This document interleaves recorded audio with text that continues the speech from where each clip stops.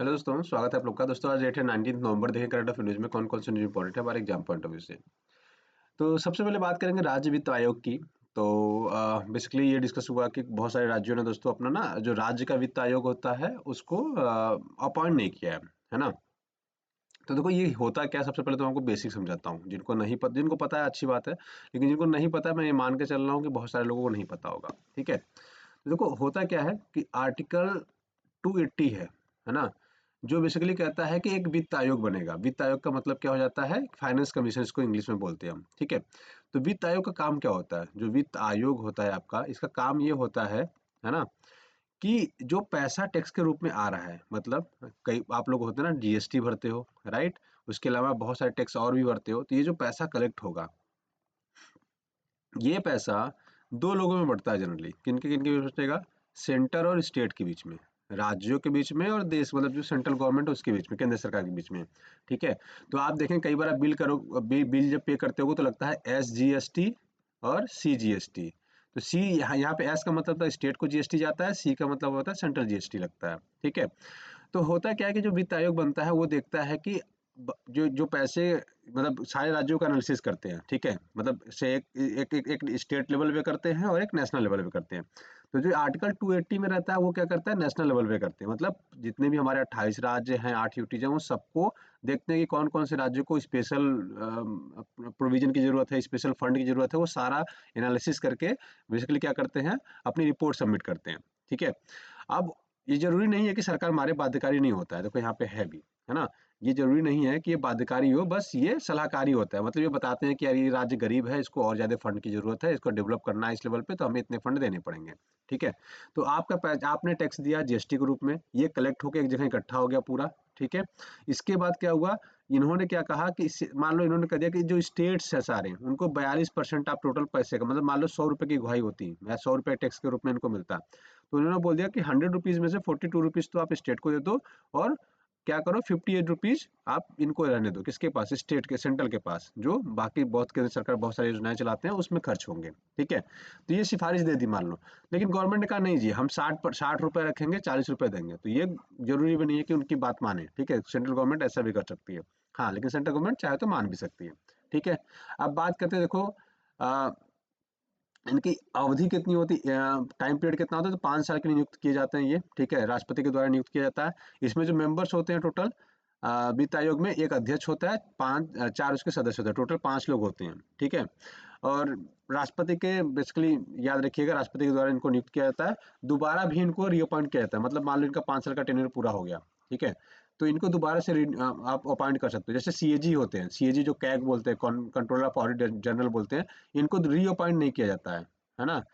Reappoint नहीं किया जाता है, क्यों? क्योंकि सीएजी का काम क्या होता है, सीएजी का काम होता है कि जो पैसा आप देखो, यहाँ पे जीएसटी कलेक्ट हुआ, हमने राज्यों को दे दिया, सेंट्रल को दे दिया। अब इसके बाद जिसका रोल आता है वो होता है सीएजी। सीएजी क्या करता है, सीएजी जो पैसे बांटे आपने, 40 रुपए इनको बांट दिया, 100 रुपए इनको बांट दिया, तो कहाँ कहाँ आपने खर्चा किया उसकी जांच करते हैं। ठीक है, आज आई थिंक सीएजी के बारे में हम लोग चर्चा करेंगे, तो उसमें हम डिस्कस कर लेंगे, फिर मैं वहां पे आपको दोबारा से समझा दूंगा। ठीक है, तो ये चीजें याद रखिएगा। इसके अलावा देखो आपको कुछ चीजें और फैक्ट्स याद रखने हैं जो एग्जाम पॉइंट से रिलेवेंट हो जाते हैं। जैसे आपसे कई बार डायरेक्टली पूछ देगा कि पहले वित्त आयोग कौन थे, तो केसी नियोगी थे, ये याद रखेंगे। ठीक है, पहले वित्त आयोग के जो अध्यक्ष थे वो केसी नियोगी थे 1952 से 57 पे। और 15th का याद रखिएगा। ठीक है, इनकी जो सिफारिशें लागू हुई हैं दोस्तों 21 से 2026 तक के लिए लागू हुई हैं, एनके सिंह थे। ठीक है, ये 2015 से 2020 तक। ठीक है, 2020 नहीं, आई थिंक 2017 से थे, 2017 से 22 तक। ठीक है, तो एनके सिंह याद रखिएगा। एनके सिंह थे आपके 15वें वित्त आयोग के अध्यक्ष। अब 16वां जो वित्त आयोग आया गया है, ठीक है, 16वें वित्त आयोग भी आपको याद रखने पड़ेंगे। मैं आपको इस नेक्स्ट वाले स्लाइड में सारा का सारा डिटेल दे दूंगा। ठीक है, अब बात करें देखो हम राज्य वित्त आयोग की। तो राज्य वित्त आयोग की जब बात करते हैं तो आर्टिकल 243 में आता है ना। देखो सेंट्रल के, जब हम सेंट्रल वाले वित्त आयोग की बात करेंगे तो वो आएगा आर्टिकल 280 में, भारतीय संविधान में दिया गया है। संविधान में अगर दिया गया तो उसको हम कॉन्स्टिट्यूशन बॉडी बोलते हैं, है ना। जैसे देखो जो चीजें संविधान में लिखी हुई हैं, अगर आपसे पूछेगा कि कॉन्स्टिट्यूशन है कि नॉन कॉन्स्टिट्यूशनल है, तो आप कहेंगे अगर संविधान में लिखा गया उसके बारे में तो आप कहेंगे कॉन्स्टिट्यूशनल बॉडी है। कॉन्स्टिट्यूशनल बॉडी का मतलब ये होता है कि उसके बारे में संविधान में चर्चा की गई है या लिखा गया है। ठीक है, तो चलिए एक एक करके अध्यक्ष को देख लेते हैं। तो सबसे पहले याद रखिए केसी नियोगी 1951 में अपॉइंट किया गया था। एन.के. सिंह को तो याद रखिएगा 15 थे, और 16th जो है अरविंद अरविंद पनगड़िया है। तो ये याद रखिएगा, आपके एग्जाम पॉइंट से रिलेवेंट है। ये डायरेक्टली आपसे 3-4 फैक्ट्स देके आपको यूपीएससी में पूछा जा सकता है और स्टेट पीएससी में भी डायरेक्टली आपसे पूछा जा सकता है। ठीक है, अब बात करेंगे देखो प्रथम बोडोलैंड महोत्सव की। बोडोलैंड क्या है, कौन सी जनजाति है, कहाँ पे पाई जाती है, उसकी हम लोग एक बार ब्रीफ में चर्चा कर लेते हैं। ठीक है, देखो अपना एक स्टेट है आसाम, है ना, आसाम का नाम सुना होगा आपने। तो आसाम में ही एक्चुअली 4 जिले हैं। कौन कौन सा है? कोकराझार बोलते हैं इसको, चिरांग, बक्सा और आपका उदलगुरी। ठीक है, ये 4 राज्य हैं जिसमें ये बोडो समुदाय के लोग पाए जाते हैं। ठीक है, ये एक्चुअली याद रखिएगा। बोडो जनजाति भी हम लोग कई बार बोलते हैं इनको, है ना। तो ये जो जनजातियां हैं ना, ये इन्हीं जगहों पे पाए जाते हैं। और ये लोग क्या कर रहे हैं, कुछ टाइम तक के बाद इन्होंने कहा दिया कि हमें क्या करो, अलग से एक राज्य बना दो। तो इनका जो मांग चालू हुआ था अलग से राज्य बनाने की, है ना, बोडोलैंड। ये कहते थे कि हमारा एक बोडोलैंड बना दो। तो इसको कह रहे थे कि आसाम से काट के इसको आप क्या कर दो, बोडोलैंड बना दो। लेकिन सरकार ने नहीं मानी। सरकार ने बोला नहीं, आप आपको आसाम से अलग तो नहीं कर सकते हम, हमारे पास ऑप्शन नहीं है। तो 2020 में इनसे बेसिकली समझौता हुआ, जिसको हम बोडो शांति समझौता भी कहते हैं, है ना। तो ये थोड़ा सा रिलेवेंट हो जाता है। तो अभी इनके लिए इन्होंने क्या किया है कि बोडो महोत्सव चालू किया है। मतलब इनको भी लगे कि यार चलो ठीक है, सरकार से हमने अगर संधि वगैरह कर ली तो ये सरकार हमारे बारे में भी सोचती है। तो इनकी समृद्धि को रखने के लिए, इनके समुदाय को बचाने के लिए, ठीक है, इनके कल्चर को प्रमोट करने के लिए ये सब योजनाएं धीरे धीरे चालू कर रही है गवर्नमेंट। जिससे क्या रहेगा, इनको थोड़ा सा लगेगा कि नहीं हाँ ठीक है, हमारे बारे में भी सरकार समझ रही है, जान रही है। क्योंकि उनको पहले लगता था कि हमारे बारे में कोई मतलब फिक्र ही नहीं करता, हमारी समुदाय चीजें खत्म हो जाएंगी, इसलिए उन्होंने अलग राज्य की मांग चालू कर दी थी। ठीक है, और राज्य में लगभग असम में ये लोग 6 से 7% के आसपास हैं, लगभग 6% के आसपास हैं। ठीक है, तो याद रखिएगा बोडो लैंड या बोडो से अगर क्वेश्चन बने तो याद रखिए सबसे पहले आपके दिमाग में क्या जाना चाहिए, आसाम। ठीक है, ये लोग आसाम में पाए जाते हैं। ये बेसिक 4 राज्य हैं जिसमें ये लोग मेजोरिटी पाए जाते हैं। ठीक है, तो इतनी याद रखिएगा। लगभग 1980 के आसपास इनका क्या हुआ था, 1980 में दोस्तों इन्होंने बेसिकली नए राज्य की मांग चालू की थी, जो जाके 2020 में बोडो समझौते के अंतर्गत समाप्त हुआ था। ठीक है, तो इतनी बेसिक चीजें थोड़ा सा आप याद रखिएगा। अब असम कहाँ है, अगर मैप पे आप देखो तो जो मैंने 7 सिस्टर्स बताया, 7 सिस्टर्स में से एक है ये आपका। जो मैंने बोडो वाले 4 राज्य डिस्ट्रिक्ट बताए थे, ये यहाँ पे भूटान से बॉर्डर लगाते हैं। ठीक है, और इसी कैपिटल असम क्या रखिएगा, दिसपुर है। चलिए आगे बढ़ते हैं। देखो बराक रिवर मैंने कल तो पढ़ाया था, लेकिन मैंने उसकी सहायक नदियां कल मैंने डिस्कस नहीं किया था, तो मैंने बस इसको ऐड किया है एज ए सहायक नदियों के लिए। ठीक है, तो रीजन क्या था, मैंने बता दिया था कि 3 लोग के 100 पाए गए थे बराक रिवर में। ठीक है, मणिपुर के। ऐसा लग रहा है कि मणिपुर के इंसिडेंट से ही प्रेरित था वो। ठीक है, तो इसकी सहायक नदियां कौन कौन सा मेजर मेजर मैंने ऐड कर दिया यहाँ पे, याद रखिएगा। सहायक नदी एक है जीरी, एक है धलेश्वरी, एक सिंगला, लुंगई, सोनाई और कटाखल। ये याद रखिएगा क्योंकि आप 2-4 बार पढ़ेंगे ना तो आपको याद हो जाएगा। ठीक है, जैसे देखो सोनाई लोगई, सोनई लोगई, सोनई लोगई, ऐसे आप बोलते रहोगे, याद हो जाएगा, है ना। धनेश्वरी, सिंगला, सिंगला, सिंगला, जीरी, जीरी, ऐसे कटाखल, कटाखल, ऐसे कुछ निमोनिक्स भी बना सकते हो आप, है ना। तो ऐसे करते रहोगे तो आपको ये याद हो जाएगा। और देखो कई बार होता है कि डायरेक्टली एग्जाम में बराक रिवर से डायरेक्टली ना पूछ के इसके मतलब ट्रिब्यूटरीज के बारे में पूछ देता है कि इसकी ट्रिब्यूटरीज कौन कौन सी है ना। तो इसलिए मैंने इसको ऐड किया, तो याद रखिएगा।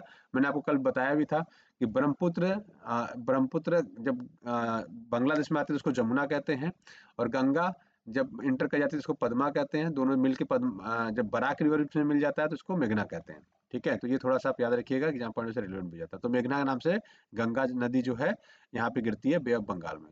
ठीक है, अ, मणिपुर का मैप, ठीक है, चलो। मणिपुर का अच्छा मैं डिस्कशन किया था, चलो ठीक है। देखो मणिपुर की अगर हम बात करें तो मैंने मैप में कल भी डिस्कस किया था, आज भी मैं थोड़ा सा डिस्कस कर ही देता हूँ। तो मणिपुर आप देखो 7 सिस्टम से एक कंट्री ये भी आ जाती है। ठीक है, जो बराक रिवर में लास्ट पाई गई, उसकी वजह से थोड़ी चर्चा में रही है। तो हो सकता है इससे डायरेक्टली यहाँ डायरेक्ट क्वेश्चन ना पूछ के साइड के जो चीजें हैं ना वो पूछ दे। ठीक है, तो अगर पूरे इंडिया का आप मैप देखोगे तो यहाँ पे आता है आपका मणिपुर सबसे ईस्ट में, है ना। एकदम ईस्ट में तो नहीं, एकदम ईस्ट में तो आपका अरुणाचल प्रदेश आ जाता है, लेकिन इस साइड में आता है। तो म्यांमार से इसका बॉर्डर रखता है, ये भी याद रखिएगा। इसके अगर पड़ोसी राज्यों की बात करें तो ऊपर से नागालैंड, इधर से आसाम, और इसके नीचे मिजोरम का बॉर्डर लगता है। ठीक है, कैपिटल इसकी इम्फाल है, ये याद रखेंगे। ठीक है, एक सबसे फेमस झील क्या है, लोकटक झील है। ठीक है, याद रखेंगे ये, क्योंकि रामसर साइड भी है। केबुल लमजाओ पार्क जिसमें फ्लोटिंग फुमदीज पाई जाती हैं, इसके लिए बहुत ज्यादा फेमस है। देखो इस पे डियर्स वगैरह ना घूमते रहते हैं, ये जो आप देख रहे हो ना यहाँ पे, ये ऐसे ही गोल गोल से पूरे इसमें पूरे को पूरे पार्क में मिलेंगे आपको, है ना। जिसको फ्लोटिंग फुमदीज बोलते हैं। देखो इसमें इन्होंने घर बना रखा है, ये डूबता नहीं है ना। तो ये थोड़ा सा याद रखेंगे, एग्जाम पॉइंट से रिलेवेंट जाता है। इसका डांस याद रखिएगा, लाई हरोबा। ये लाई हरोबा कई बार डायरेक्टली एग्जाम में पूछ लेता है। स्टेटहुड का दर्जा 1972 में मिला था, इनकी कैपिटल इम्फाल है। ठीक है, लोकतक लेक मैंने आपसे डिस्कस कर लिया। हाँ, सीएजी की देखो बात आ गई। तो अभी क्या हुआ कि जो हमारे लोकसभा स्पीकर है ओम बिरला, उन्होंने बेसिकली रोल कहा कि सीएजी का क्या इंपॉर्टेंस है इसके बारे में डिस्कस किया था। ठीक है, तो देखो सीएजी का रोल तो बहुत इंपॉर्टेंट है। क्यों? मैंने अभी कुछ देर पहले आपको बताया एक चीज, क्या आपने क्या किया, जीएसटी दिया। मैं यहाँ से बनाता हूँ, ठीक है। आपने जीएसटी दिया, किसके पास गया? गवर्नमेंट के पास गया, है ना, गवर्नमेंट के पास चला गया। फिर गवर्नमेंट में वित्त आयोग एक है, वित्त आयोग ने डिसाइड किया कि सेंटर को पैसा कितना देना है, स्टेट को पैसा कितना देना है, मतलब केंद्र सरकार को कितना देना है और राज्य सरकार को कितना पैसा देना है, डिस्ट्रीब्यूट होगा। मान लेते हैं 60 यहाँ पे दे दिया, 40 यहाँ पे दे दिया, 100 रुपये अगर इकट्ठा हुए तो, ठीक है। अब इन्होंने क्या किया, पैसे खर्च कर दिए, इन्होंने भी पैसा खर्च कर दिया, इन्होंने पैसा खर्च कर दिया, बहुत सारी स्कीम्स में कहीं भी खर्च कर दिया, ठीक है। अब इसके बाद रोल आता है कैग का, CAG का। अब CAG देखती है कि जो आपने पैसा खर्च किया, ये पैसा खर्च किया, ये पैसा खर्च किया, वो सही जगह किया कि नहीं किया, और सही से किया कि नहीं किया। तो ये अपनी रिपोर्ट फिर सबमिट करते हैं गवर्नमेंट ऑफ इंडिया को, ठीक है। तो ये याद रखेंगे, जो एग्जाम पढ़ने से पूरा रिलेवेंट हो जाता है। मैंने आपको कहानी बता दी पूरी, ठीक है। जीएसटी आपने टैक्स के रूप में पैसा दिया, गवर्नमेंट के पास गया, फिर उसके बाद आता है वित्त आयोग, फाइनेंस कमीशन आएगा, फाइनेंस कमीशन कहेगा कि सेंटर को इतना रखना चाहिए, स्टेट को इतना रखना चाहिए, फिर ये लोग इसको इतने अलॉट कर देते हैं। ये लोग फिर स्कीम्स में गवर्नमेंट मतलब लोगों के भलाई के लिए, रोड के लिए जहाँ जहाँ पैसा खर्च करना करेंगे। उसके बाद हो जाता है सीएजी का। सीएजी क्या करेगी, कंट्रोलर एंड ऑडिट जनरल क्या करता है, बेसिकली ये क्या करेगा, जो आपने पैसा खर्च किया, आपने उसमें घपला तो नहीं किया, ये सब चीजें जांच करती हैं। पहले कर्टन मिलता है 200 रुपए का, आपने कर्टन मंगाए हैं, एक कर्टन 10-10 हजार का, तब वहां पे डाउट हो जाएगा ना। अगर ऑडिट करेंगे हम तो हमें पता चल जाएगा कि यार एक कर्टन का तुमने 4x4 का कॉटन मतलब कर्टन मंगाया, पर्दा जिसको बोलते हैं। कौन सा पर्दा मंगाया भैया जो 10 हजार का आ रहा है, वो भी सरकारी ऑफिस के लिए, है ना। ऐसा तो नहीं अंबानी के घर के लिए मंगा रहे हो आप, है ना। तो सरकारी ऑफिस के लिए मंगा रहे हो तो सस्ता ही मंगाओगे या फिर ठीक ठाक मंगाओगे, तो ज्यादा से ज्यादा 400 500 हजार रुपए तक चलो समझ में आता है। 10 हजार का पर्दा कैसे आपने मंगा लिया। तो ये सब कब पकड़े जाते हैं, जब सीएजी की रिपोर्ट्स आती है। सीओजी इसको ऑडिट करता है, ठीक है।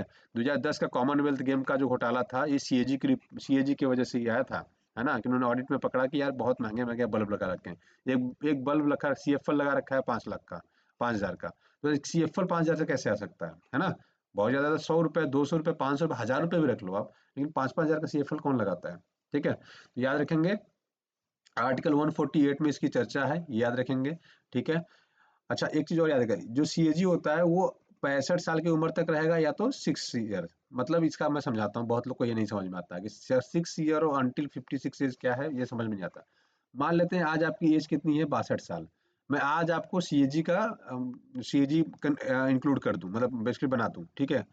तो आप देखो, आप 63 साल, 63, 64, 65, ये 3 साल ही तो सर्विस कर पाओगे। लेकिन उन्होंने कहा कि मैं आपको 6 साल के लिए अपॉइंट कर रहा हूँ, तो 6 साल आप सर्विस नहीं दोगे। इन इसका मतलब ये होता है कि या तो 6 साल, ठीक है, या तो 65 साल, जो पहले पूरा होगा उसी उसी टाइम पे आपको रिटायर कर दिया जाएगा। तो अगर आपकी एज मान लो 62 साल थी, तो आप 63 में सर्व करते, 64 में सर्व करते, 65 करते, उसके बाद आपको रिटायर कर दिया जाता। अब मैं एक एग्जाम्पल लेता हूँ, मान लेते हैं मेरी एज क्या है, 56 है। अगर मेरी एज 56 है, तो मैं 57, 58, 59, 60, 61 और 62, तो अब मैं कब रिटायर हो जाऊंगा, 62 ईयर्स में हो जाऊंगा। क्यों? क्योंकि मैंने 6 साल वाला टर्म पूरा कर लिया। तो बेसिकली मतलब ये होता है कि या तो आपके 6 साल पूरे हो गए हों, या तो उम्र आपकी 65 साल पूरी हो गई। इन दोनों में से पहले जो पूरा हो जाएगा, उसके बाद आपको रिटायर कर दिया जाएगा। अभी आपको समझ में आ गया कि मैंने क्या समझाया आपको, ठीक है। चाहे आपको 6 साल की सर्विस पूरी हो गई हो, या तो हो सकता है आपका 65 साल उम्र पूरा हो गया हो। मान लेते हैं आप 64 साल के थे, मैंने आपको अपॉइंट किया, तो आप 1 साल बाद ही रिटायर हो जाएगा। क्यों? क्योंकि ये मिनिमम जो क्राइटेरिया है 65 साल या 6 साल वाला, ठीक है, आपने कोई एक पूरा कर लिया, क्या कि आपकी एज 65 साल हो गई। अगर मान लेते हैं मैं 40 साल का रहता, तो मैं कब रिटायर हो जाता, 46 साल की एज में रिटायर हो जाता, ठीक है। ये 65 साल वाला लागू ही नहीं होता। क्यों? क्योंकि मैंने 6 साल वाला टर्म पूरा कर लिया है, ठीक है। तो अभी कौन आपका सीएजी याद रखिएगा, गिरीश चंद्र मुर्मू है। तो ये इनकी फोटो है, तो थोड़ा आपको याद रहे इसलिए मैंने ऐड भी कर दिया, ठीक है। तो याद रखिएगा, एक चीज सबसे इंपॉर्टेंट चीज ये याद रखिएगा कि अगर आपने सीएजी के आप हेड हैं, ठीक है, तो इसके बाद आप गवर्नमेंट के किसी भी ऑफिस को होल्ड नहीं कर सकते। तो याद रखिएगा, रिटायरमेंट के बाद आप कुछ भी, चाहे सेंट्रल गवर्नमेंट चाहे स्टेट गवर्नमेंट में नौकरी नहीं कर सकते हैं, ये इंपॉर्टेंट है। तो अगर मान लीजिए आप 30 साल के थे, आपको मैं सीएजी का हेड बना दूं, तो 36 साल के बाद आप कोई भी गवर्नमेंट का कोई भी गवर्नमेंट ऑफिस को ज्वाइन नहीं कर सकते हैं। ये थोड़ा सा रिलेवेंस है, इंपॉर्टेंट है, तो ये याद रखिएगा, ठीक है। अब बात करेंगे विलिंगटन आइलैंड के बारे में। चर्चा क्यों हो रही है? क्योंकि इसको रिवैम्प करके इसको टूरिज्म वगैरह को बढ़ाने के लिए, लॉजिस्टिक वगैरह को बढ़ाने के लिए बातें हो रही हैं, ठीक है। तो अब इसमें इंपॉर्टेंट क्या है, तो ये तो सबसे पहले तो याद रखिएगा विलिंगटन आइलैंड है कहाँ पे, तो याद रखिए कोची में है, मतलब केरला में है। ये सबसे पहला क्वेश्चन आपसे डायरेक्टली पूछ लेगा विलिंगटन आइलैंड हाल ही में चर्चा में कहाँ पे है, तो आपको लगेगा यूएसए में है, फिर कभी आपको लगेगा कनाडा में है, फिर कभी आपको लगेगा यूके में है, नहीं इंडिया में ही है विलिंगटन आइलैंड। तो ये है आपका, ठीक है, कोच्चि के पास में है, तो याद रखेंगे, थोड़ा सा एग्जाम पॉइंट से रिलेवेंट हो जाता है। तो कई बार आपसे डायरेक्टली पूछेगा कि कोच्चि कहाँ है, केरला में, ठीक है, तो याद रखेंगे। आप इसकी मैं चर्चा करूँ, 2020 में इसको बनाया गया था दोस्तों, ठीक है, और वायसराय था एक लॉर्ड विलिंगटन, इनके नाम पे इसका नाम कर दिया गया था, ठीक है, विलिंग आइलैंड, ठीक है, तो ये याद रखेंगे। और इसको बनाया किसने था, तो ये थे रॉबर्ट ब्रिस्टो, ये इन्होंने के द्वारा 1920 में बनवाया गया था, ठीक है, तो ये थोड़ा सा याद रखेंगे जो एग्जाम पॉइंट से रिलेवेंट हो जाता है। चलो आगे बढ़ते हैं। अब बात करेंगे एक्सरसाइज पूर्वी प्रहार की।